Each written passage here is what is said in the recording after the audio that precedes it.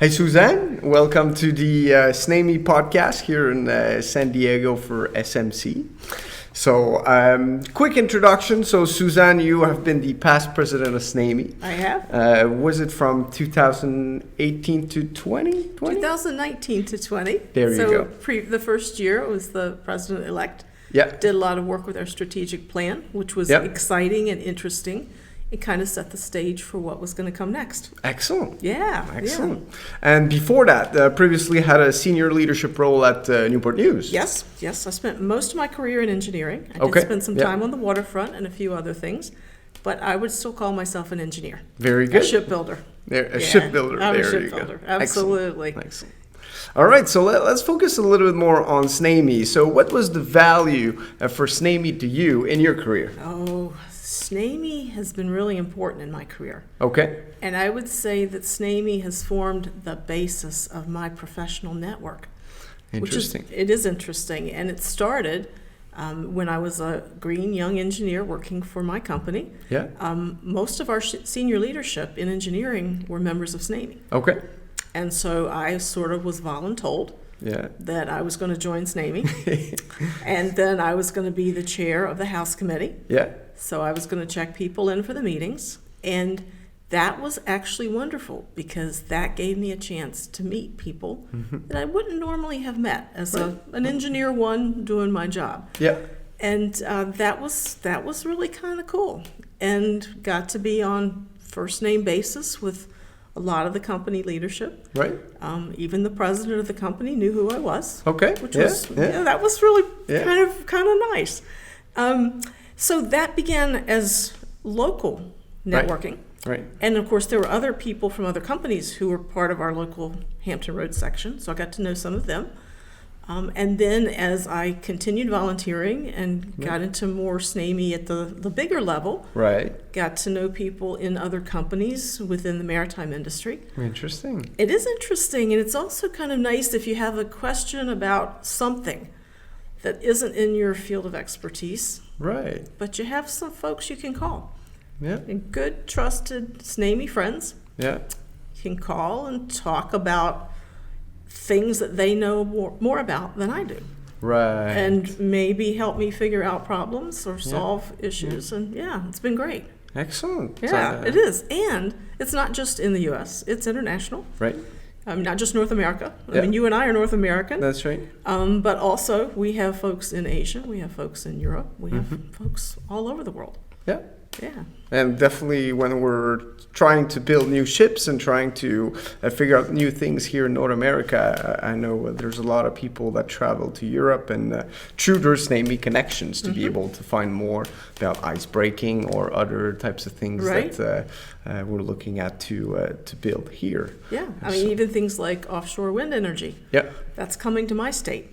So it's interesting to find out folks through SNAME who know more about that subject that's potentially going to be powering my house. That's true. Soon. Yeah. So, Exactly. Yeah. Good stuff. Yeah, that's right. Yeah. Excellent. So you were mentioning that SNAME was helping you solve problem through the length of your career. When you got to those senior leadership roles at Newport News, how did those connection and where did SNAME play a role in helping you solve those higher level problems? Interesting question. One of the challenges that we found ourselves in as senior leadership was continuing to hire and grow and develop our people, our technical people. Right.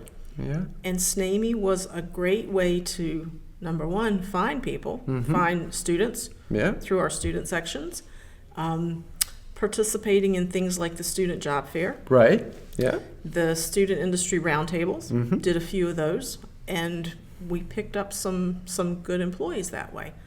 And also, when I had folks who had leadership potential, finding opportunities for them within SNAME. Within SNAME, okay. Within SNAME, at really sort of a low-risk opportunity to grow those leadership skills. Right.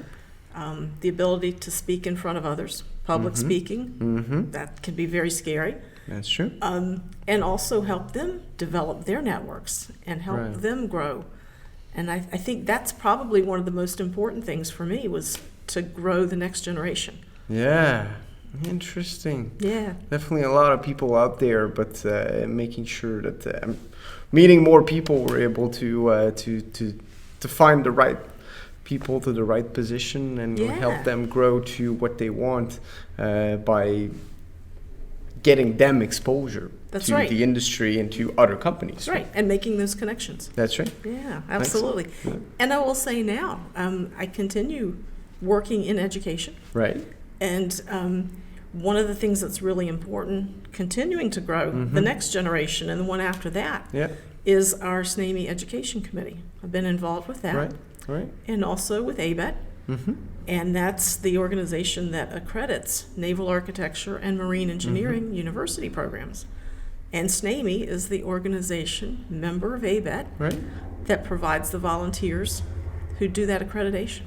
Excellent. Yeah. So, continuing to influence the naval architecture and marine engineering programs at our universities to bring those smart students along and have them ready for industry to come to work for us. Maybe shipbuilders. That's right. Yeah. Exactly. Yeah. And we're talking a lot about like labor shortage, so definitely like bringing those people, and the people side of things is really important. Making sure that they're listened to, and I think SNAME is a platform for that, to be able to help them grow and also help them share ideas, share where they see themselves. So that's definitely a major thing. And when we talk about like a labor shortage, we talk about people, but we also talk about technology to help enable the technology to help solve some of that problem of the shortage and other types of problem that the technology brings solutions to. So in your career,